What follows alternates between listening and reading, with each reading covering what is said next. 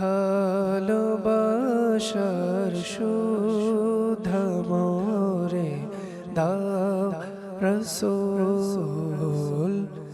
আলহামদুলিল্লাহ রাব্বিল আলামিন ওয়াসসালাতু ওয়াসসালামু আলা সাইয়্যিদিল মুরসালিন আম্মা বা'দ ফাআউযু বিল্লাহি মিনাশ শাইতানির রাজীম বিসমিল্লাহির রহমানির রহিম আসসালাতু ওয়াসসালামু আলাইকা ইয়া রাসূলাল্লাহ ওয়ালা আলিকা ওয়া আসহাবিকা ইয়া হাবিবাল্লাহ আসসালাতু ওয়াসসালামু আলাইকা ইয়া নবিয়াল্লাহ ওয়ালা আলিকা ওয়া আসহাবিকা ইয়া নূরাল্লাহ।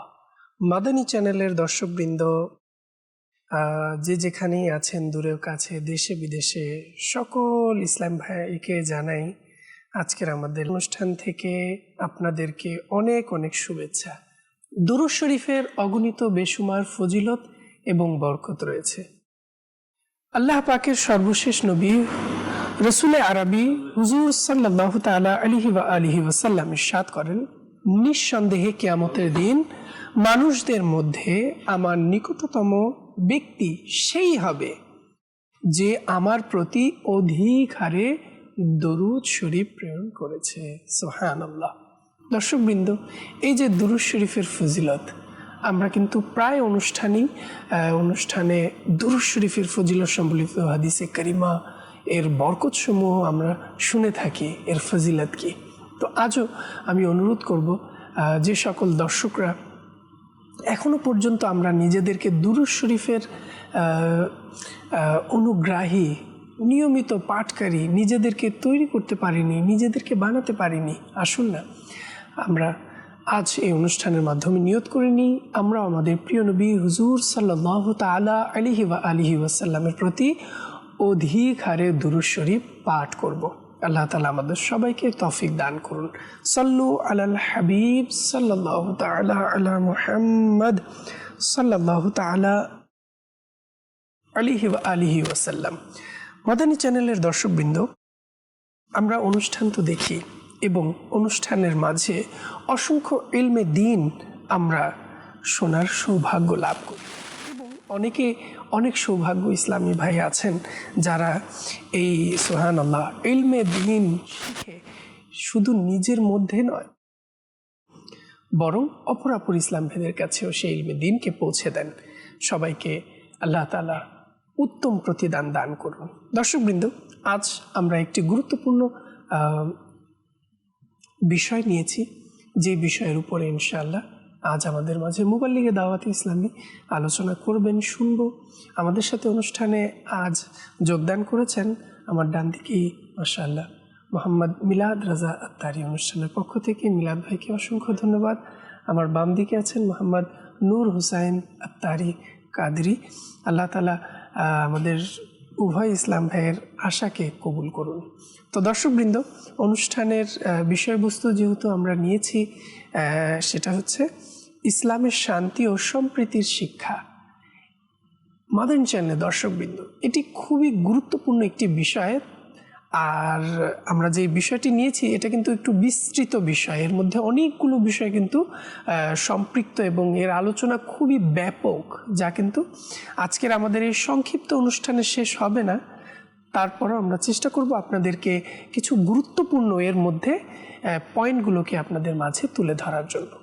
তো দর্শকবৃন্দ, শুরুতেই ইনশাআল্লাহ প্রারম্ভিকে নূর হুসাইন ভাইয়ের কাছে ইনশাআল্লাহ অনুষ্ঠানের শুরুতেই ইসলামের শান্তি ও সম্প্রীতির বিষয়ে প্রারম্ভিকে কিছু আলোচনা শুনব।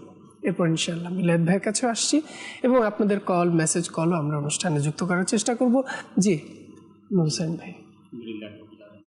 আসসালামু আলা সাইয়্যিদিল মুরসালিন, বিসমিল্লাহির রহমানির রহিম।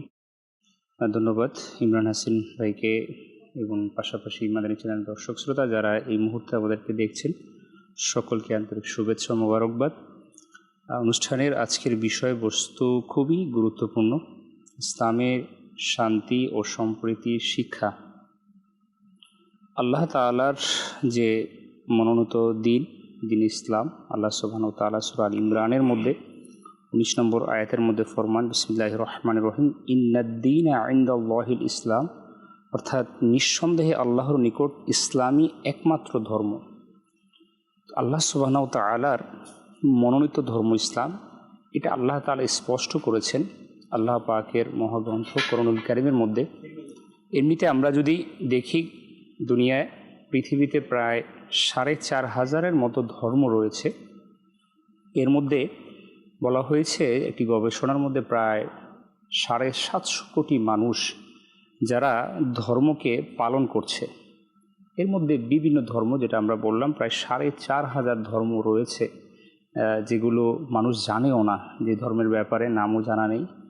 তো বলা হয়েছে এই ৭৫০ কোটি মানুষের মধ্যে প্রায় 99% যারা ধর্মকে প্র্যাকটিস করে, বিভিন্ন ধর্মের মধ্যে যারা অন্তর্ভুক্ত রয়েছে, আর বাকি 1% যারা রয়েছে তারা আল্লাহকে বিশ্বাস করে না। তো একমাত্র ইসলাম ধর্ম, যেটা মুসলমান খুবই আত্মগর্বের সাথে, আত্মমর্যাদার সাথে তারা ব্যক্ত প্রকাশ করে যে ইসলামের মধ্যে শান্তি ও সম্প্রীতির শিক্ষা প্রদান করা হয়। আল্লাহ সুবহানাহু ওয়া তাআলা এই দুনিয়াতে তার যত মনোনীত নবী ও রাসূল তিনি পাঠিয়েছেন, তাদেরকে তিনি কোনো না কোনো কিতাবের মাধ্যমে তিনি তাদের উম্মাহের হেদায়েতের জন্য, এবং পাশাপাশি প্র্যাকটিক্যাল, যাতে করে সেই গোত্র, সেই উম্মা সেখান থেকে তারা শিখতে পারে, সেভাবে করে আল্লাহ তাআলা যুগ যুগ ধরে আল্লাহ তাআলা সেভাবে সেই ধারাবাহিকতা বজায় রেখেছেন। এবং সর্বশেষ আমাদের প্রিয় আকা নবী করিম রাউফুর রহিম সাল্লাল্লাহু তাআলা আলাইহি ওয়া সাল্লামকে আল্লাহ তাআলা দুনিয়াতে পাঠিয়েছেন, এবং আল্লাহ পাক তার উপর মহাগ্রন্থ কোরআনুল কারীম, কোরআনুল মজিদকে তিনি পাঠিয়েছেন, আল্লাহ রাসূলের উপরে নাজিল করেছেন। আর এই কোরআনুল কারীমের কিতাব এর মূল উদ্দেশ্য হচ্ছে মানুষের হেদায়েত, আর মানুষের এই দুনিয়াতে তার যে জীবনের শুরুটা, সেটা যদি আমি ঘর থেকে বাহিরের প্রথম যে সোপান, সেটা হচ্ছে সামাজিক যে সোপান, অর্থাৎ সমাজের মধ্যেই তাকে তার যেই জীবন ব্যবস্থাপনা, সেটা সে আস্তে আস্তে নিজে সেটাকে মধ্যে সে যুক্ত করে, অর্থাৎ সমাজের মধ্যে থেকেই তার জীবনকে সে অতিবাহিত করে। এখন এই সমাজ কোনো না কোনো একটা পরিবেশ দ্বারা প্রভাবিত রয়েছে, সেটা তৈরি রয়েছে। তো যেই সমাজের মধ্যে ইসলাম ধর্মের যে পরিবেশ, ইসলাম ধর্মের যে সৌন্দর্যতা, যে বৈশিষ্ট্য, যেই ইসলাম ধর্মের যে আল্লাহ পাকের যেই নেয়ামত আল্লাহ তাআলা দুনিয়াতে দিয়েছেন, যে সমাজের মধ্যে যেখানে প্রতিষ্ঠিত, সেখানে আল্লাহ পাকের দয়ায় যে শান্তি ও সম্প্রীতি, সেখানেই আল্লাহ পাকের দয়ায় সেটা প্রতিষ্ঠিত হয়েছে। সরকারে দো আলম সাল্লাল্লাহু তাআলা আলাইহি ওয়া সাল্লাম, ওনার পুরো জীবনী যদি আমরা স্টাডি করি, ওনার পুরো জীবনী যদি আমরা দেখি, হুজুর সাল্লাল্লাহু আলাইহি ওয়া সাল্লাম তিনি আল্লাহ রাসূল সাল্লাল্লাহু আলাইহি ওয়াসাল্লাম মক্কায় মুকাররমা থেকে মদিনাতুল মুনাওয়ারা, আল্লাহ রাসূলের যে হায়াতে জাহিরি জিন্দেগি 63 বছরের, আমরা দেখতে পাই আল্লাহ রাসূল এর জীবনের প্রতিটি মুহূর্তে তিনি সাহাবায়ে কেরাম এবং অন্য ধর্মাবলম্বীর যারাই ছিল, আল্লাহ রাসূলের সাথে যারাই সংস্পর্শে এসেছে, তারা শান্তির বিপরীত কিছুই দেখেনি, সম্প্রীতির বিপরীত কিছুই দেখেনি। অর্থাৎ হুজুর সাল্লাল্লাহু আলাইহি ওয়াসাল্লাম ছিলেন শান্তি ও সম্প্রীতির মূর্ত প্রতীক, অর্থাৎ তিনিই ছিলেন সেটার ধারক ও বাহক, তিনিই ছিলেন সেটার প্রতিষ্ঠা। এখন শান্তি এই বিষয়টা যদি আমরা বলি, আমরা একেবারেই সাধারণভাবে চিন্তা করলে শান্তি মানেই হচ্ছে যে এমন একটা বিষয় যেখানে কেউ কাউকে শোষণ করবে না, কেউ কারোর উপর কর্তৃত্ব স্থাপন করবে না, অর্থাৎ যেখানে শুধুমাত্র সন্তুষ্টি আর শান্তি, যেখানে সৌন্দর্যতা বিরাজমান থাকবে। আর সম্প্রীতির যে বিষয়টি, সেটা হচ্ছে যেখানে বিভিন্ন মতভেদের মানুষ থাকবে, বিভিন্ন চিন্তাধারার মানুষ থাকবে, কিন্তু কারো সাথে কারো কখনো সেখানে দ্বিমত আসবে না, কারো সাথে কখনো কোলারহ আসবে না, অর্থাৎ বিবাদ আসবে না। সবসময় সেখানে মীমাংসার সাথে সেই একটা পরিবেশ সেখানে গড়ে তুলবে। এখন যদি আমি আল্লাহ তাআলার মনোনীত ইসলাম এর দিন, যে ইসলাম ধর্ম, সেটার মধ্যে যদি আমি নিজেকে নিযুক্ত রেখে আমি নিজেকে তৈরি করে তুলি, গড়ে তুলি, সেখানে দেখা যাবে যে জীবন জীবিকার প্রয়োজনে মানুষকে ধর্ম, বর্ণ, গোত্র নির্বিশেষে সবার কাছ থেকে সহযোগিতা নিতে হবে। এটা ছাড়া কোনোভাবেই সমাজে তাকে বসবাস করা উপযোগ্য হবে না। সমাজে বসবাসরত যে প্রত্যেকটা বিষয়, ঐক্য বলেন, সংহতি বলেন, সৌহার্দ্যপূর্ণ জীবনযাপন, প্রত্যাশা, সকল কিছু বিষয়, এখানে সব কিছু চলে আসবে এই সম্প্রীতির মধ্যে। তাহলে এখন ইসলাম এই যে বিষয়টি, অর্থাৎ সামাজিক শান্তি ও সম্প্রীতি, এই বিষয়টি ইসলামে সবচেয়ে বেশি প্রাধান্য দেওয়া হয়েছে। সেখানে কিভাবে? আপনি সর্বপ্রথম আমরা যদি দেখি যে এক আল্লাহ তাআলার আনুগত্যতা, এটা সবচাইতে বড় শান্তি প্রতিষ্ঠার একটা মাধ্যম। যদি আমি এক আল্লাহ ব্যতীত অধিক স্রষ্টার উপাসনার মধ্যে চলে যাই, তাহলে দেখব যে সেখানে বিবাদ সৃষ্টি হবে। সেখানে দেখব আমি একটা বিষয়কে আমি প্রভু মানছি, এখন আরেকজন ব্যক্তি সে বলতেছে না, সেটাকে প্রভু মানছে। তখন আমার মধ্যে কি হবে? বিবাদ সৃষ্টি হয়ে যাবে, সংহতি সৃষ্টি হয়ে যাবে। তখনই আল্লাহ তাআলা, এই যে দেখুন, যারা আমরা আল্লাহকে এক হিসেবে দাবি করি, আল্লাহকে এক হিসেবে মানি, তাহলে আমাদের মধ্যে এখানে আর কোনো বিবাদের কোনো সংঘাতই নেই। এখানে খুব সহজেই আল্লাহ পাকের দয়া যে আমরা এক আল্লাহকে মানছি, আমাদের একমাত্র প্রভু আল্লাহ তাআলা, একমাত্র স্রষ্টা আমাদের আল্লাহ তাআলা। তাহলে এখানে বোঝাই যাচ্ছে যে ইসলাম পরিপূর্ণ জীবন বিধান দর্শন হিসেবে মানুষের পারিবারিক সামাজিক জীবন সুখময় শান্তিপূর্ণ করার অপূর্ব দিক নির্দেশনা প্রদান করেছে ইসলাম। তাহলে যখন আমি এক আল্লাহ তাআলাকে স্বীকৃতি প্রদান করলাম, এক আল্লাহ তাআলার আনুগত্যকে নিজেকে আমি দাসত্বে পরিণত করলাম, তখন আমার জন্য এই জীবন ব্যবস্থাপনা একেবারে সহজ হয়ে গেল। তখন আমি এরপরে দেখব যে আমার আল্লাহ পাকের আনুগত্যের মধ্যে কি কি বিষয় রয়েছে। কেননা শান্তি সম্প্রীতি এই বিষয়টা চলে আসবে আমি যার গোলাম, আমি যার আনুগত্য করি, তার যে দিক নির্দেশনা রয়েছে, যখন সেটাকে আমি মাথা পেতে নিব, যখন সেটাকে আমি নিজের অন্তরে গেঁথে নিব, তখন আমার জন্য এই বিষয়টা একেবারে সহজ হয়ে যাবে। আমরা মিলাদ ভাইয়ের কাছেও আজকের বিষয়বস্তুর উপরে কথা শুনবো ইনশাল্লাহ, কিছু আলোচনা। জি, আলহামদুলিল্লাহ রাব্বিল আলামিন ওয়াসসালাতু ওয়াসসালামু আলা সাইয়্যিদিল মুরসালিন আম্মা বা'দু আউযু বিল্লাহি মিনাশ শাইতানির রাজিম বিসমিল্লাহির রহমানির রহিম। মাশাআল্লাহ, আজকে চমৎকার একটি বিষয় দেওয়া হয়েছে ইসলামের শান্তি ও সম্প্রীতির শিক্ষা নিয়ে, যেটি আসলে ইসলাম ধর্ম মূলত শান্তি, সহমর্মিতা ও সম্প্রীতির মূলত শিক্ষা দেয়। ইসলাম শব্দটির মূল অর্থই আসলে আত্মসমর্পণ এবং শান্তি, যা মানুষের মধ্যে পারস্পরিক শ্রদ্ধা, ন্যায় প্রতিষ্ঠার উপর গুরুত্ব দেয়। তার মধ্যে আমাদের নূর হোসেন ভাই বলেছিলেন যে পরিবার, রাষ্ট্র, সমাজ এর মধ্যে সম্প্রীতি কিভাবে সৃষ্টি করা যায়। আসলে এই তিন স্তরে সম্প্রীতি গড়ে উঠলে দেখা যাবে একটি জাতি সত্যিকারের শান্তি উন্নতির পথে এগিয়ে যেতে পারবে। আর সম্প্রীতি কিন্তু হঠাৎ তৈরি হয় না, এটি সচেতন প্রচেষ্টা, নৈতিকতা এবং পারস্পরিক সম্মানের মাধ্যমে ধীরে ধীরে গড়ে ওঠে। তো প্রথমে আলোচনা করব পরিবারে সম্প্রীতি সৃষ্টি কিভাবে করা যাবে, অর্থাৎ পরিবারের মধ্যে সম্প্রীতি সৃষ্টি করার জন্যে আমাদেরকে কি করতে হবে। মানুষের প্রথম যে শিক্ষা প্রতিষ্ঠান থাকে হুজুর, সেটা হচ্ছে পরিবার। তো পরিবারের মধ্যে দেখা যায় আমাদের যদি পারস্পরিক সম্মান এবং ভালোবাসা থাকে একে অপরের মধ্যে, তাহলে সম্প্রীতি সৃষ্টি করা একেবারেই সহজ।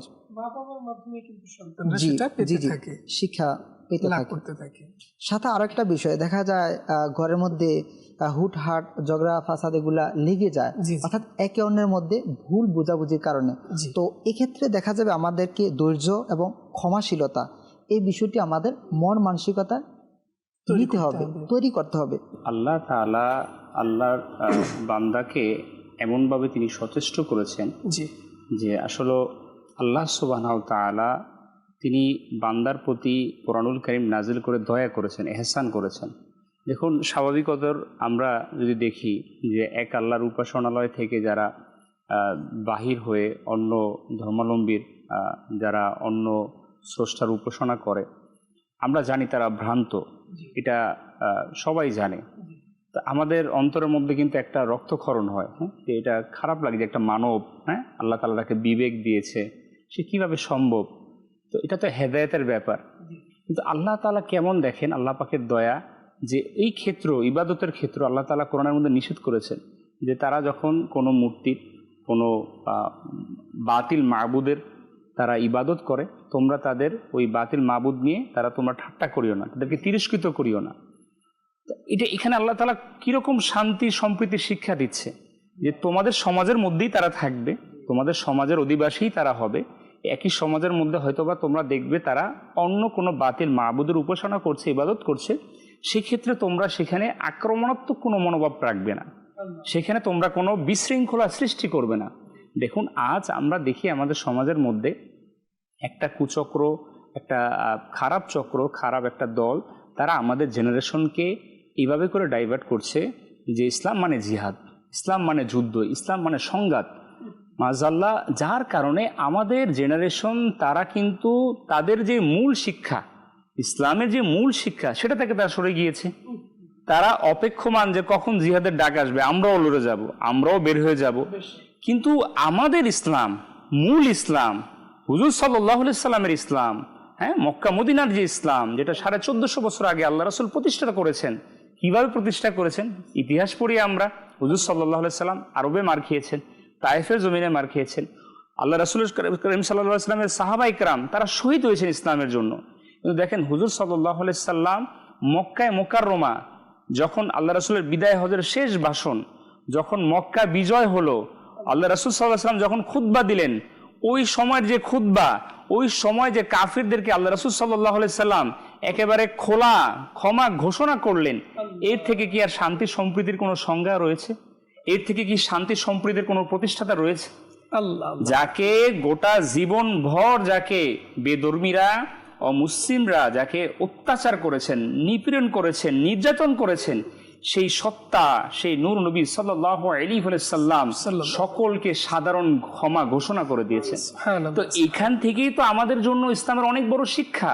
যিনি সারা জীবন মার খেয়ে যিনি সাধারণ ক্ষমা ঘোষণা করেছেন, যিনি চাইলেই কিন্তু হুজুর সাল্লাল্লাহু আলাইহি ওয়াসাল্লাম ওই সময়, কারণ ওই সময় এমন একটা অবস্থা ছিল যে সমস্ত কোরাইশবাসীরা, সমস্ত বেধর্মীরা, অমুসলিমরা, তাদের অন্তরে এটা একেবারেই বসে গিয়েছিল যে আজকে আমাদের রেহাই নেই, কারণ আমরা আল্লাহ রাসূলকে অনেক অনেক অত্যাচার করেছি, তার ধর্মের প্রতি আমরা অনেক আঘাত এনেছি। আজকে এটা ফয়সালা তারা নিজেরাই করেছে সেখানে দাঁড়িয়ে থেকে যে আজকে আমরা শেষ, আজকে আমাদের কোনো এখানে কেউ বাঁচাতে পারবে না, কারণ আমরা এখানে একেবারে খোলা দুশ্মন। আমরা যেহেতু এখানে পাকড়াও হয়ে গিয়েছি, সেখানে হুজুর সাল্লাল্লাহু আলাইহি ওয়াসাল্লাম কি করলেন? সেখানে সবাইকে সাধারণ ক্ষমা ঘোষণা করে দিলেন। এখান থেকে আমাদের জেনারেশনের জন্য যে বড় শিক্ষা, যে আমরা যদি ইসলামকে স্বাভাবিকতর একেবারে সহজভাবে নিজেদের মধ্যে ধারণ করতে চাই এবং ইসলামকে অন্য ধর্মাবলম্বীদের মাঝে সেটাকে প্রচার করতে চাই, সৌন্দর্যকে তুলে ধরতে চাই, তাহলে আগে আমাকে ইসলামের যেই শিক্ষা, শান্তি সম্প্রীতির শিক্ষা, সেটাকে শিখতে হবে। যদি আমি সেটাকে না শিখে যদি আমি আমার মন গড়া কথা বলি, কখনোই আমার এই ইসলামের সৌন্দর্য মানুষের কাছে তুলে উঠবে না। নূর হোসেন ভাই, যদি মাশাআল্লাহ প্রিয় নবী সাল্লাল্লাহু আলাইহি ওয়াসাল্লামের এই মহান আদর্শকে যদি আমরা পরবর্তী সময় সাহাবায়ে কেরাম, তাবেঈন, তাবেঈন, খুলাফায়ে রাশিদিন এবং আউলিয়া কেরাম পর্যন্ত কিন্তু সেই উদাহরণ অব্যাহত আছে একেবারে। আর আমরা ভারতবর্ষে দেখে নিই হযরত খাজা পিয়া রাহমাতুল্লাহি তাআলা আলাইহি কিভাবে ভারতবর্ষে এসেছেন এবং তার উত্তম চরিত্রের মাধ্যমে সুবহানাল্লাহ 90 লক্ষ এর অধিক মুসলমান বানিয়েছেন। যে আমাদের সাধারণ মানুষরা কেন এই উদাহরণগুলোকে লক্ষ্য করছে না বা দেখছে না? দেখুন, একটা হচ্ছে আমি 1450 বছর আগের কথা বলছি, খাজা পিয়া 100 বছরের আগের কথা, শত বছরের আগের কথা। এরপরে আমাদের আরো অনেক আল্লাহ ওলি রয়েছেন যারা জমিনের মধ্যে শাহজালাল রহমাতুল্লাহ রয়েছেন, হযরত সিপাহসালার নাসিরউদ্দিন সিপাহসালার রয়েছেন। এখানে আমার হাইকোর্টে নিজের সন্তানকে হত্যা করে দেওয়ার পর তারপর কিছু করেননি। এই ইসলামের মূল কথা, আপনার যদি আমি কথার মূল যে নির্যাস সেটা যদি নিয়ে আসি, সেটা হচ্ছে ইসলামের ইতিহাস। ইসলাম যে প্রতিষ্ঠা হয়েছে, ইসলাম যে প্রতিষ্ঠিত হয়েছে আজ, সেটা কিভাবে হয়েছে? এই শান্তির সম্প্রীতির মাধ্যমেই হয়েছে। খাজা পিয়া রহমতুল্লাহ তাআলা আলাইহি তিনি ভারতবর্ষের মতো এমন একটা বড় রাষ্ট্র, যেটা একেবারে ইসলাম কোনো যেটা চিহ্ন ছিল না, সেই জায়গার মধ্যে, সেই জমিনের মধ্যে তিনি একেবারে তলোয়ারবিহীন, একেবারে সৈন্যবিহীন যিনি ইসলামকে প্রতিষ্ঠিত করেছেন, 90 লক্ষ মুসলমান বানিয়েছেন। তার ইতিহাস কি? কোনো যুদ্ধ ছাড়া, কোনো রক্তপাত ছাড়া, কোনো হানাহানি মারামারি ছাড়া। সেটা কিভাবে? সেটা শান্তি সম্প্রীতির মাধ্যমে। উনার কাছে ওই শত শত বছর আগে থেকে নিয়ে শুরু করে এখন পর্যন্ত, ইমরান হাসিন ভাই, এখন পর্যন্ত আজমির শরীফের মধ্যে এখন পর্যন্ত অন্য ধর্মাবলম্বীর মানুষ সেখানে যায়। কেন? কারণ তারা ইতিহাস জেনেছে তাদের বাপদাদাদের কাছ থেকে যে তিনি এমন ব্যক্তি, আল্লাহ পাকের দয়ায় তার কাছে যেই গিয়েছে সে অন্তরে শান্তি পেয়েছে। তার দরবারে এখনো যে যায় সে অন্তরের মধ্যে শান্তি অনুভব করে, ইসলামের শান্তি সেখানে পেয়েছে। তো এখন আমাদের যে মৌলিক শিক্ষাটা সেটা আজকে আমরা হারিয়ে ফেলেছি। আজকে আমরা, এটা তো আমাদের স্বাভাবিকত, এটা তো আল্লাহ পাকের এলান রয়েছে যে মুসলমান এরাই আমাদের আপন মুসলমান। কিন্তু আমরা অনেক সময় কি করি, আমরা অমুসলিম যারা রয়েছে তাদেরকে এতটাই আপন করে নিই যে তাদের কৃষ্টি কালচার, তাদের সংস্কৃতি আমরা আমাদের আপন করে ফেলি, যার কারণে আমাদের যে মৌলিক যে শিক্ষা, আমাদের যে ইসলামের সৌন্দর্য, সেটাকে আমরা হারিয়ে ফেলি। দেখুন, হুজুর সাল্লাল্লাহু আলাইহি ওয়াসাল্লাম তার গোটা জিন্দিগিতে তিনি যে শুরু থেকে একেবারে ইসলামকে যখন আল্লাহ রাসূল এলান করা শুরু করলেন সাহাবায়ে কেরামের মাঝে এক এক করে, সেটা আল্লাহ রাসূল সাল্লাল্লাহু আলাইহি ওয়াসাল্লাম বুঝানোর মাধ্যমে করেছেন, সেটা আল্লাহ রাসূল সাল্লাল্লাহু আলাইহি ওয়াসাল্লাম প্র্যাকটিক্যালের মাধ্যমে করিয়েছেন। আল্লাহ রাসূল নিজে না খেয়ে সে খাবারটা আরেকজনের মুখে তুলে দিয়েছেন। হুজুর সাল্লাল্লাহু আলাইহি ওয়াসাল্লাম অমুসলিমের আঘাত পেয়েও তার যেই নাপাকি সেটাকে তিনি পরিষ্কার করেছেন। এরকম ইতিহাস, এরকম হাদিস শরীফ আমরা জানি। এখন বিষয়টা হচ্ছে, আমি কেন সেই সত্তাকে অনুসরণ করছি না, সেই শিক্ষায় আমি নিজে কেন শিক্ষিত করছি না? হুজুর সাল্লাল্লাহু আলাইহি ওয়াসাল্লাম অসংখ্য হাদিসে মোবারকা, ইমরান হাসিন ভাই, আমরা একটা হাদিস শরীফ যদি আমরা পড়ি, তাহলে আমরা কিন্তু এই যে পুরো গোটা দুনিয়াতে আমরা না যাই, আমরা যদি আমাদের যে সমাজ বাংলাদেশের মধ্যে যদি আমরা চাই শান্তি সম্প্রীতিকে সেটাকে প্রতিষ্ঠা করতে, তাহলে আমাদের যে বিষয়গুলো জানা দরকার সেগুলো খুব সহজ। হুজুর সাল্লাল্লাহু আলাইহি ওয়াসাল্লাম একটি হাদিস শরীফ, আল্লাহ রাসূল সাল্লাল্লাহু আলাইহি ওয়াসাল্লাম বলেছেন, আল্লাহ তাআলা কিয়ামতের দিন বলবেন, হে বনি আদম, আমি অসুস্থ ছিলাম, তুমি আমাকে দেখতে আসোনি। তো সে বলবে, হে আমার রব, আমি তোমাকে কিভাবে দেখতে যাব? তুমি তো বিশ্বজাহানের রব, তুমি তো আমার স্রষ্টা, তুমি আমার প্রভু। তুমি কি জানতে না যে তুমি যদি তাকে দেখতে যেতে, যে তোমার পাশেই রোগী ছিল, তাকে যদি তুমি দেখতে যেতে, তাহলে আমাকে অবশ্যই তার কাছে পেতে। আল্লাহ আল্লাহ। আমি শেষের দিকে আসছি। হে আদম সন্তান, আমি তোমার কাছে খাবার চেয়েছিলাম, তুমি আমাকে খাবার দাওনি। সে বলবে, হে আমার রব, আমি তোমাকে কিভাবে খাবার দিতাম? তুমি তো বিশ্বজাহানের রব। আল্লাহ বলবেন, তুমি কি জানো না, আমার অমুক বান্দা তোমার কাছে খাবার চেয়েছিল, তুমি তাকে খাবার দাওনি।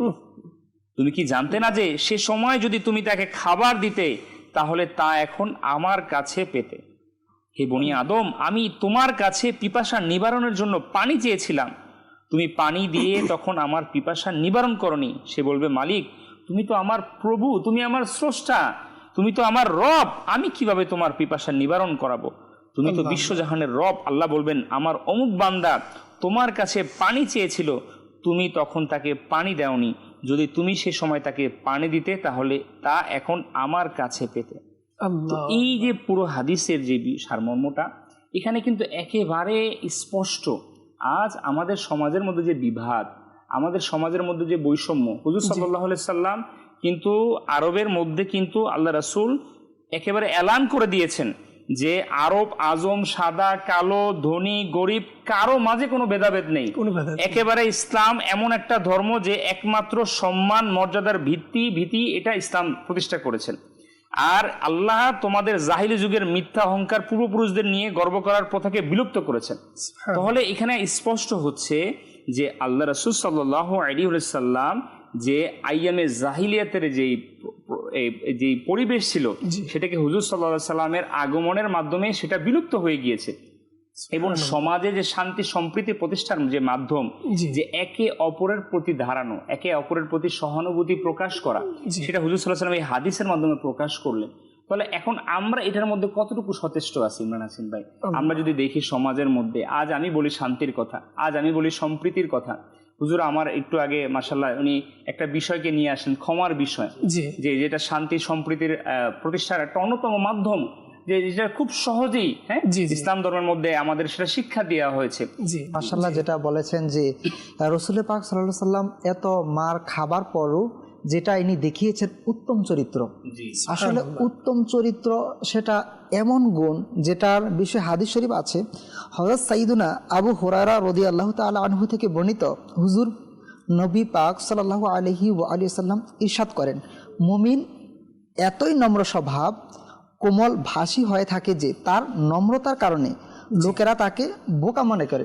অথচ অন্য একটা হাদিসে পাকে এরকম আছে, হযরত সাইয়্যিদুনা জাবির রাদিয়াল্লাহু তাআলা আনহু থেকে বর্ণিত, নবী করিম রাফুর রাহিম সাল্লাল্লাহু আলাইহি ওয়া আলিহি ওয়াসাল্লাম ইরশাদ করেন, আমি কি তোমাদেরকে ওই ব্যক্তি সম্পর্কে বলবো না? কোন ব্যক্তি? যার উপর জাহান্নামের আগুন হারাম। আল্লাহ আল্লাহ আল্লাহ। তারপর বলা হয়েছে যে নম্র স্বভাব, কোমল ভাষী, মানুষকে মার্জনাকারী এবং চাহিদা পূরণকারী হবে। আমরা শুরুতে শুনছিলাম যারা মুমিন তারা নম্র স্বভাবের হবে, তা কোমলভাষী হবে, তাদের নম্রতার কারণে তাদেরকে লোকেরা বোকা ভাববে। অথচ আরেকটা হাদিস শরীফ আমরা শুনলাম, যারা এরকম আল্লাহ পাক তাদের উপর অর্থাৎ তাদেরকে জাহান্নামের আগুন থেকে মুক্তি দান করে। জি, সত্যিকারের মুসলমানের মাঝেই থাকে অপরের প্রতি সহানুভূতি, একজন মুসলমানের মাঝেই থাকে ক্ষমা করে দেয়া, একজন মুসলমানের মাঝেই থাকে নিজের খাবার অনাহারের মুখে তুলে দেয়া, একজন মুসলমানের মাঝেই তো থাকে নিজের বড়দের সম্মান করা, একজন মুসলমানের মাঝেই তো এই গুণ পাওয়া যায় ছোটদের স্নেহ করা। আর এই বিষয়গুলো থেকে যখন মানুষ নিজেদেরকে একটু দূরে সরিয়ে ফেলে, গুনাহের দিকে ধাবিত হয়, অসৎ চরিত্রের সঙ্গ লাভ করে, তখনই তারা এই শান্তি সম্প্রীতি থেকে অটোমেটিকলি দূরে চলে যায়। এবং সেটা শুধু তাদের মধ্যেই সীমাবদ্ধ থাকে না, বরং তাদের মাধ্যমে, যেহেতু সঙ্গ দোষে জি জি লোহা ভাসে।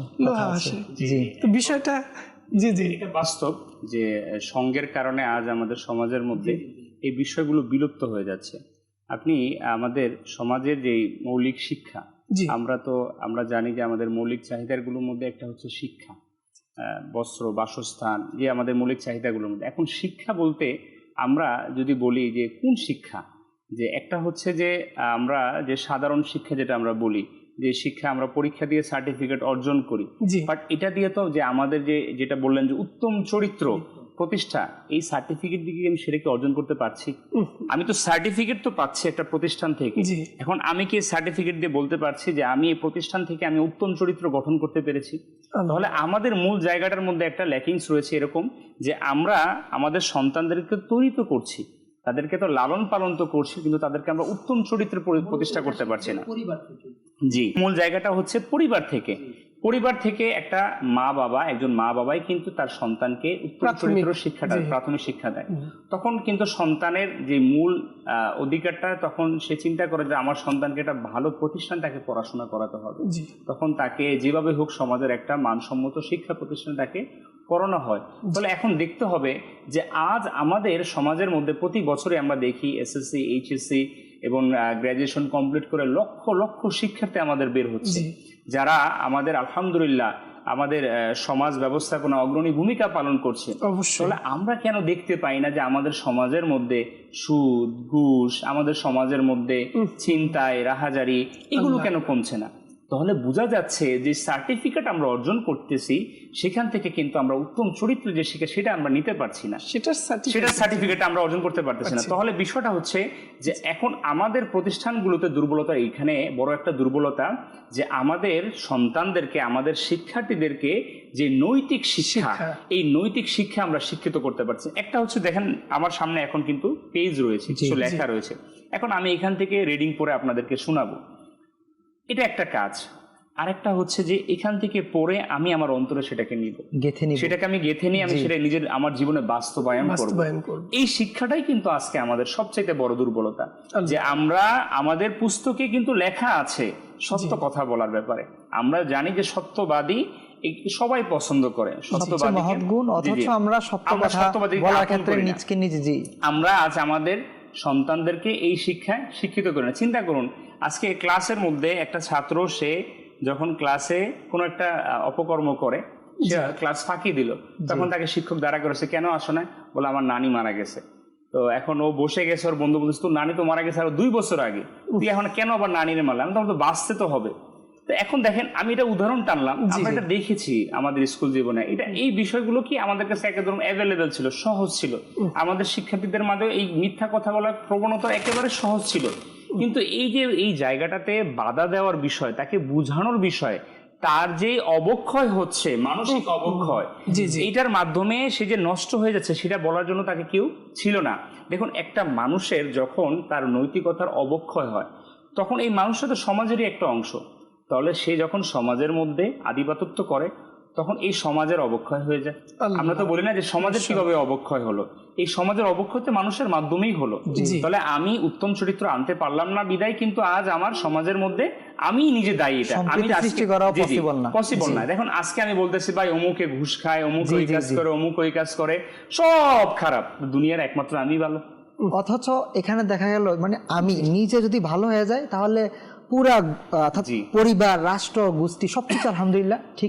আমরা মানে এই মেন্টালিটিটা আনি না। আমরা সবসময় আমাদের, এটা তো স্বাভাবিক, নফসে আম্মারা তো আমাদের মধ্যে আছে। নফস এটা আমাদেরকে ধোঁকা দেয়, আমাদেরকে গুনাহের দিকে নিয়ে যায়। আমরা কিন্তু সবসময় নেতিবাচকের দিকে প্রভাবিত হই, ইতিবাচক আমাদের মধ্যে আনি না। যেমন কথার কথা, কি হলো, একটা টিকিট কাউন্টারের মধ্যে সবাই বাসের মধ্যে আছে, সবাই বাসে উঠবে, যেহেতু ঈদের এখন সবাই বাড়ি ফেরত আসতেছে, আমি এটার উদাহরণ টানলাম। এখন কি হলো, দেখা গেল যে একটা সিন্ডিকেট তৈরি হলো যে বাসের সিট থাকবে কিন্তু আমরা বলবো টিকিট বিক্রি হয়ে গেছে, যদি কেউ বেশি দামে দেয় তাহলে আমরা টিকিট বিক্রি করবো।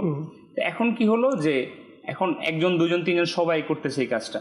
তো এটাকে দেখে সবাই, আচ্ছা ও করতেছে, অমুক বাস মালিকরা করতেছে, তো আমরা করতে দোষ কি? এটা হলো একটা শ্রেণী। আর একটা শ্রেণী কি, যে দেখি টাকা দিলে মনে কাজ হবে, তো আমি টাকা দিয়ে কাজটা করি।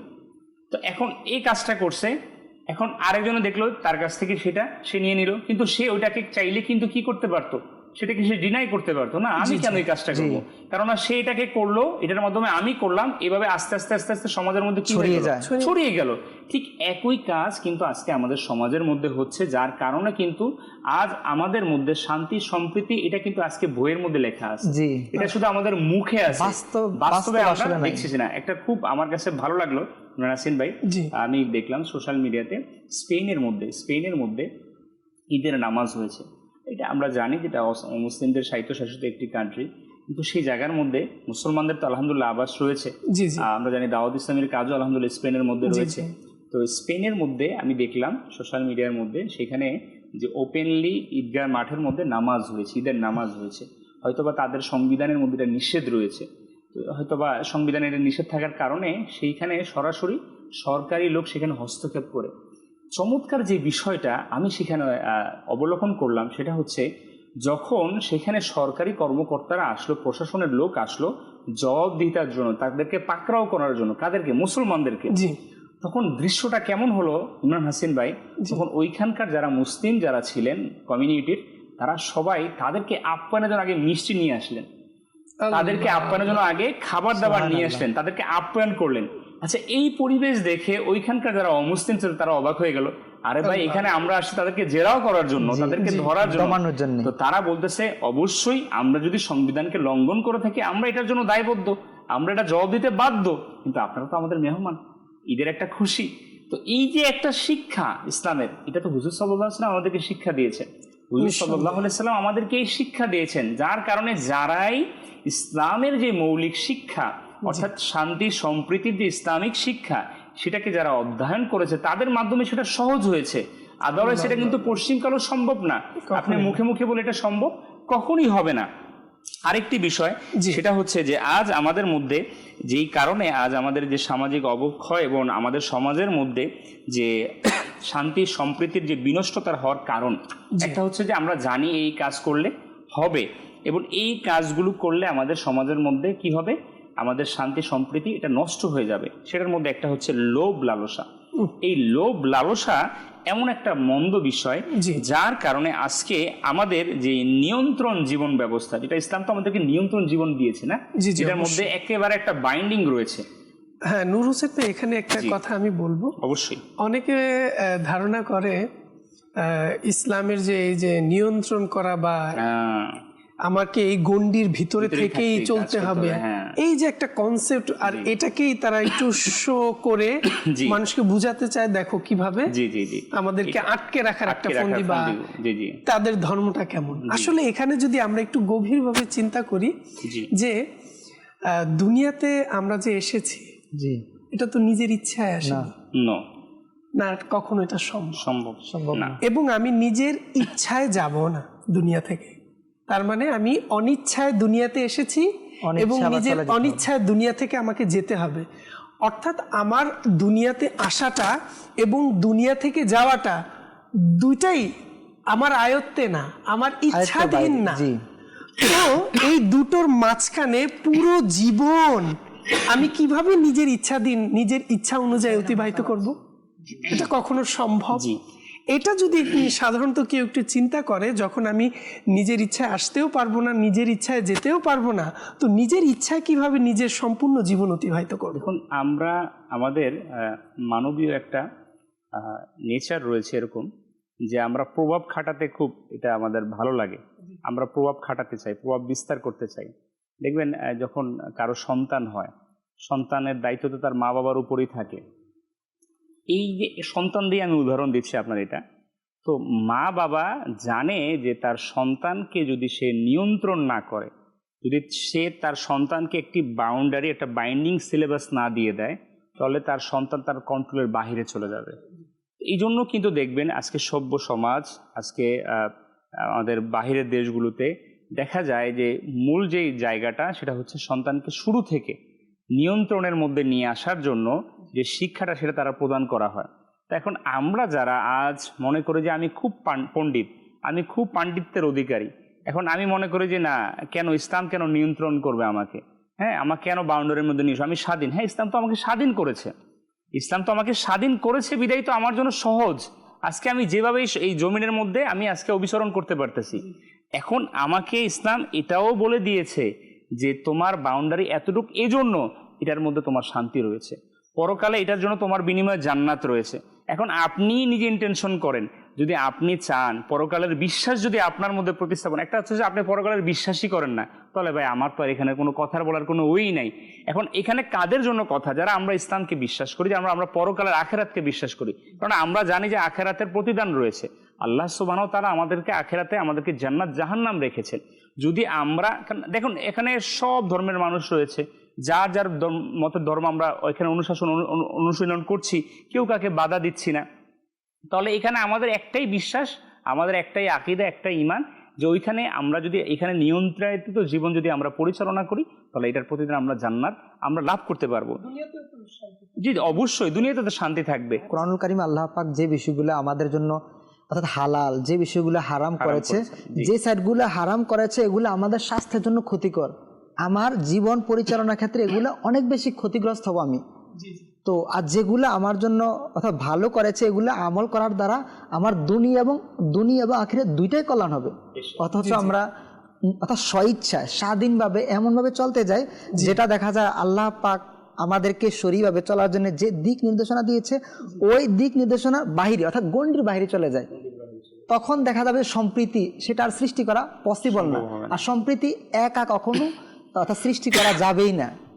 আমি কিন্তু সচেষ্ট আমার নিজের ব্যাপারে, আমি আমার সচেষ্ট আমার সন্তানের ব্যাপারে, কোনটা খেলে ভালো হবে, কোনটা আমি পড়লে আমাকে সুন্দর দেখাবে, কোনটা আমার সন্তানকে কোন খরচটা করলে আমার সন্তানের তার মেধা বিকাশে কাজে আসবে। তো যে স্রষ্টা আমাকে সৃষ্টি করলো, সে কি আমার ব্যাপারে ভালো মন্দ জানে না? সে কি আমার ভালোর বিচার সে আমাকে করবে না?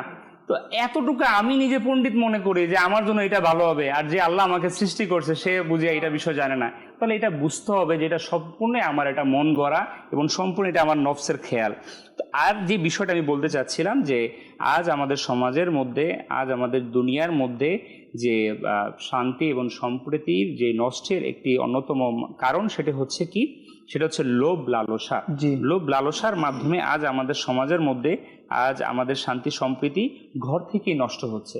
দেখুন, ইসলাম এমন একটা শিক্ষা, শান্তি সম্প্রীতির শিক্ষা, যেখানে আমাকে যে অধিকারের যে বিষয়টা, সেটা আমাকে ইসলাম আলহামদুলিল্লাহ সেটা আমাকে একটা শরীয়তে আমাকে শিক্ষা দেওয়া হয়েছে। যেমন বাবার যে স্থাবর সম্পত্তি, সেটা তার সন্তানের জন্য কতটুকু, সেটা কিন্তু আমাদের শরীরে কিন্তু সেই দিক নির্দেশনা দেওয়া রয়েছে। ছেলে হলে সে কতটুকু পাবে, মেয়ে হলে সে কতটুকু পাবে। তাহলে আল্লাহ তাআলা এই বিধান আমাকে দিয়ে দিয়েছে, এটা আমাকে নিয়ে আর কোনো নতুন করে সংবিধান করার কোনো প্রয়োজন নেই। তাহলে এইখানে এসে দেখা যায়, সেখানে আমরা কি করি, যখনই এখানে আমি হস্তক্ষেপ করি, আমার মন গড়া হস্তক্ষেপ কীরকম, আজকে দেখা যায় আজকে ভাই ভাইয়ের সাথে দ্বন্দ্ব, কেন?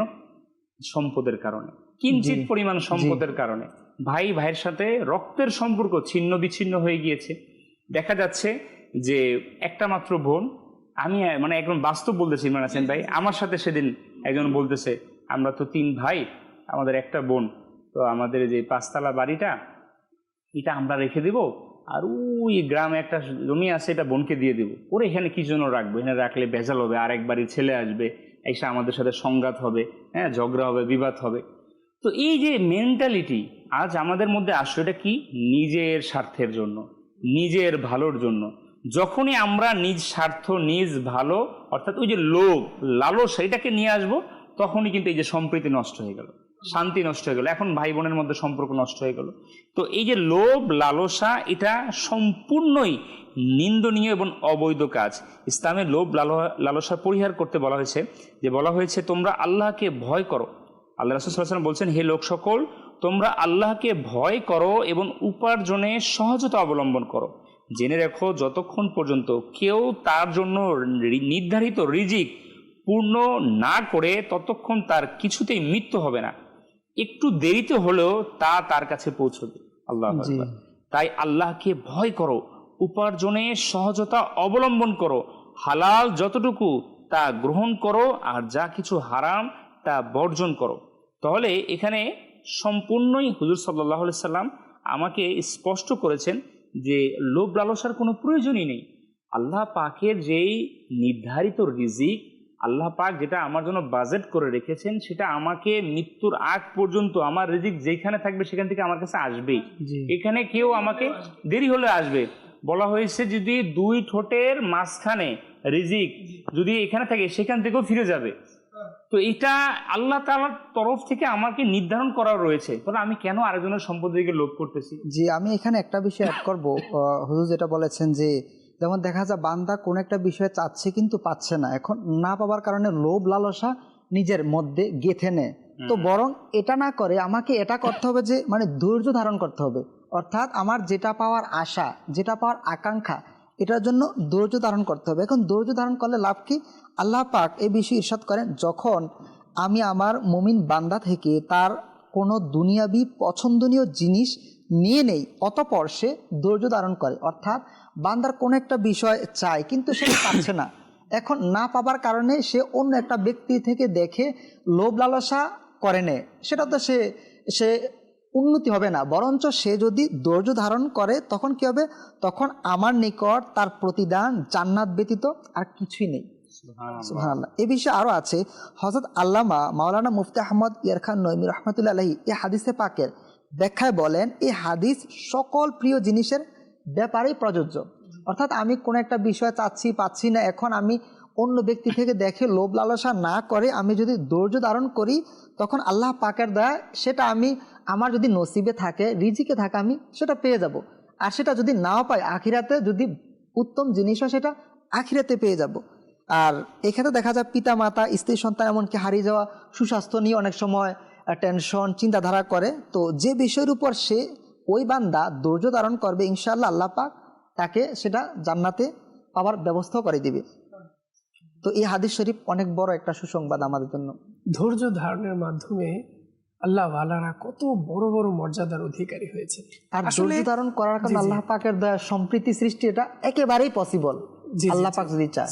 আজকে আপনি দেখবেন আসলে সমাজের মধ্যে, পরিবারের মধ্যে ধৈর্য ধারণের যে বিষয়টা, শান্তি সম্প্রীতি তো আমাদের ঘর থেকেই। ঘরের শান্তি না হলে তো বাইরেও শান্তি নেই, কখনোই না। আপনি যখন ঘর থেকে সকালবেলা বের হবেন, যেমন ঘরের মধ্যে ঝগড়া করলেন, আপনি অফিসে গিয়ে দেখবেন শান্তি পাবেন, সারাদিন কাজ করলে মন বসবে না, স্বাভাবিক। দেখবেন একটা লোক হঠাৎ করে, যে লোকটাকে আপনি দেখবেন খুব ভালো মানুষ, সে আজকে বাসের মধ্যে উঠে ঝগড়া করতেছে, তাহলে এখন আপনি এটাতে রিয়াকশন করার কিছু নাই, আপনাকে এটা বুঝে নিতে হবে যে তার সাথে কিছু একটা হয়েছে, জি হয়তো বা। তার ওইখানে কিছু একটা হয়ে গেছে, যার কারণে সেটার প্রভাব আজকে এখানে পড়তেছে। জি তো আমাদের জীবনটা কিন্তু এমনই, জি। কোনো না কোনো একটা বিষয়ে এটা মানসিকভাবে আমরা এমন ভাবে আমাদের মধ্যে ব্যাঘাত ঘটে, যেটার প্রভাব আমাদের কাজে কর্মে আমাদের চলাফেরার মধ্যে হয়ে যায়।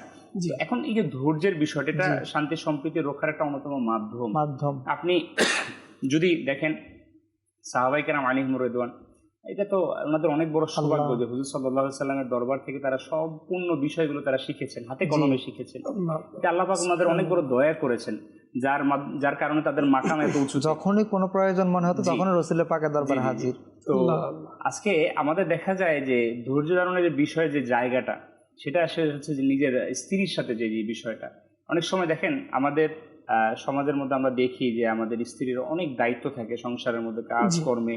তারপর অনেক সময় তাদের মেজাজ ঠিক রাখা অনেক সময় কঠিন হয়ে যায়। জি জি তো এখন এইখানে আমরা অনেক সময় পুরুষরা অনেক সময় নেতিবাচক কাজ করে ফেলি।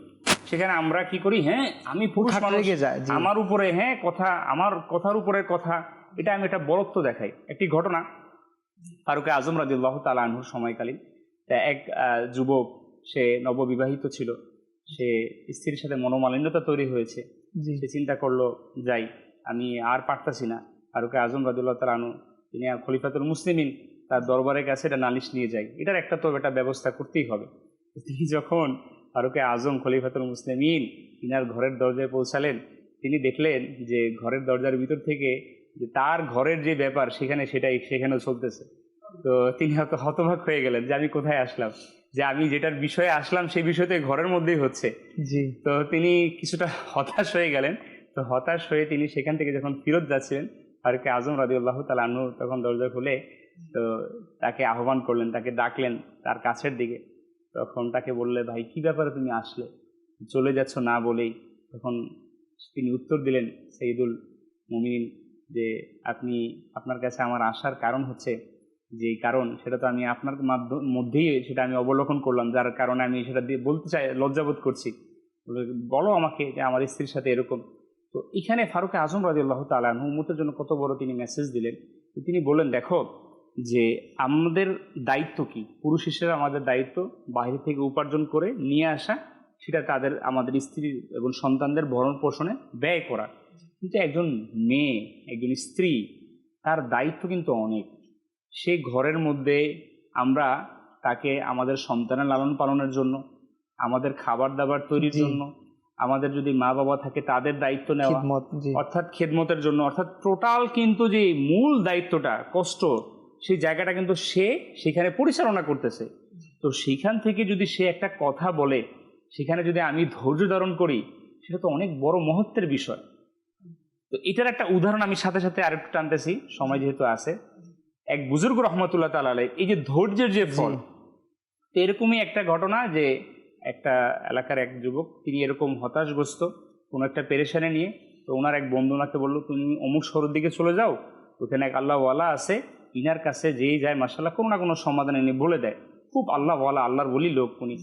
তো তিনি প্রায় কয়েকদিনের সফর উনি করে সেখানে চলে গেলেন।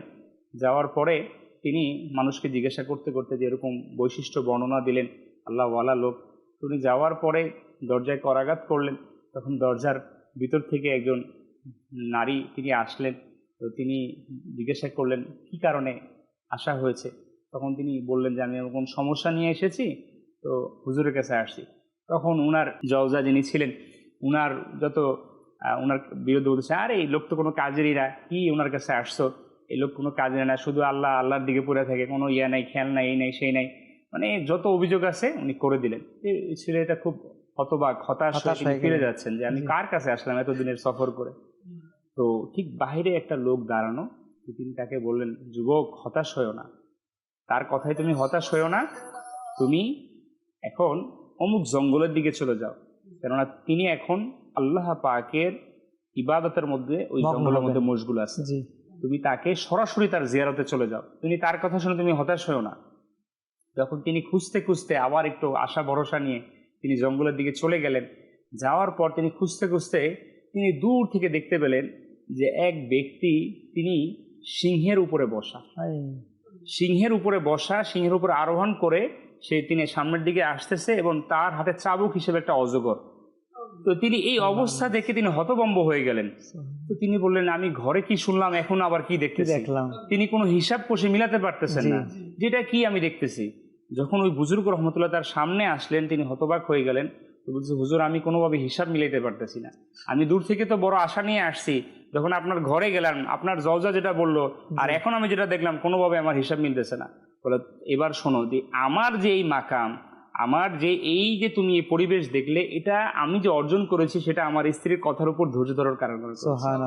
অর্থাৎ আমরা যদি কারো কথার উপরে ধৈর্য ধারণ করি, এটার ফল হচ্ছে আল্লাহ তাআলা দুনিয়াতে আমাকে কোনো না কোনো ভাবে পুরস্কৃত করবেন। অর্থাৎ দেখা যায় আমি যেটা চাচ্ছি তার চেয়ে দ্বিগুণ পাওয়া যায় ধৈর্য ধারণ করার কারণে। জি জি, অনেক সময় আমি এটা মানে প্রত্যাশা করি না, কিন্তু প্রত্যাশার বাইরে গিয়েও তার চেয়ে বেশি যেটা আমি আশা করি না সেটা পেয়ে গিয়েছি। আল্লাহ তাআলার অনেক বড় দয়া। এখন আমরা এই জায়গাটাতে আমাদের আজকে দেখেন, পরিবারে, আমাদের কাজকর্মে, আমাদের কোনো না কোনোভাবে আমাদের অনেক সময় আমাদের মতানৈক্যতার সৃষ্টি হয়। আমাদের কাজে কর্মে অনেক সময় অনেকের সাথে মিলে না, মতবিরোধ থাকতেই পারে। সেখানে আমরা অনেক সময় ধৈর্য ধারণ করতে পারি না। তখনই কি হয়, ওইখানে অধৈর্যের হওয়ার কারণে কি হয়, আমাদের শান্তি নষ্ট হয়ে যায়। এখানে দুইটা বিষয় যদি হয়, যেমন ধৈর্য ধারণ প্লাস ক্ষমা, এই দুইটা গুণ যদি থাকে, প্লাস উত্তম চরিত্র, আল্লাহ পাকের দয়া ইনশাআল্লাহ কারীম সকল কিছুই সহজে মিলানো যাবে, প্লাস সম্প্রীতি ও সৃষ্টি করা সম্ভব হবে আল্লাহ পাকের দয়া। মাশাআল্লাহ, খুবই ব্যাখ্যার সাথে আমরা সবগুলো বিষয় তো নয়, তবে মোটামুটি যে বিষয়গুলো আমাদের মাঝে থাকলে আল্লাহ তাআলা চাহে, আল্লাহ তাআলার দয়ায় আমাদের পরিবারে, সমাজে, রাষ্ট্রে শান্তি সম্প্রীতি ফিরে আসবে, সেটার বিষয়ে আমরা মাশাআল্লাহ খুব সুন্দরভাবে শুনছিলাম। আর খুবই ভালোই লাগছে যে আমাদের অসংখ্য দর্শক মাশাআল্লাহ সোশ্যাল মিডিয়ার মাধ্যমে আমাদেরকে দেখছেন। সুবহানাল্লাহ, সবাইকে অসংখ্য ধন্যবাদ। সবার নাম নেওয়া সম্ভব নয়। নবাব আলী ভাই আমাদের সঙ্গে আছেন, এভাবে আমাদের সাথে মোহাম্মদ ইব্রাহিম ভাই আছেন, হুসাইন ভাই আছেন, মোহাম্মদ কামরান ভাই আছেন, নাহিদ আত্তারি ভাই আছেন, রাকিবুল্লাহ ভাই আছেন, জাহিদ ভাই আছেন, সৈয়দ মোহাম্মদ মঈনুদ্দিন ভাই আছেন, রুবেল ভাই আছেন, লুকমান তারি ভাই আমাদের সঙ্গে আছেন, গুলাম ইয়াসিন ভাই আছেন, হাসনাইন দিদার ভাই আছেন, বুরহান উদ্দিন ভাই আছেন, বিনতে আব্দুল হক ভাই আমাদের সঙ্গে হক আছেন আমাদের সাথে, মোহাম্মদ তানভীর আলম ভাই আমাদের সঙ্গে আছেন। এভাবে অসংখ্য দর্শকরা আমাদের মাশাআল্লাহ আজকের সম্প্রীতির অনুষ্ঠানে খুবই সুন্দরভাবে আমাদের সঙ্গে আছেন, এবং সবাইকে অনুষ্ঠানের পক্ষ থেকে অসংখ্য ধন্যবাদ। যারাই আমাদের সঙ্গে যুক্ত আছেন, আমি বলবো দ্রুত অপরাপর ইসলাম ভাইদের কাছে শেয়ার করে দিন, যাতে করে তারা আমাদের অনুষ্ঠানটির আজকের গুরুত্বপূর্ণ এই আলোচনাকে উপভোগ করতে পারেন, অর্থাৎ আমরা যেন তা শুনে ইলমে দ্বীন অর্জন করে নিজের জীবনে বাস্তবায়ন করতে পারি, সেই তৌফিক আল্লাহ তাআলা যেন আমাদেরকে দান করেন। অনুষ্ঠানের যেহেতু শেষ পর্যায়ে ইনশাআল্লাহ আমাদের উভয় মুবাল্লিগে দাওয়াত ইসলামের কাছ থেকে আজকের আপনাদের জন্য এই সম্প্রীতির কথায় অনুষ্ঠানে আপনাদের জন্য শান্তি এবং সম্প্রীতির ইসলামে এই বিষয়ে আমরা শেষ ইনশাআল্লাহ কথা শুনবো, আলোচনা শুনবো, মাদানী ফুল নেব।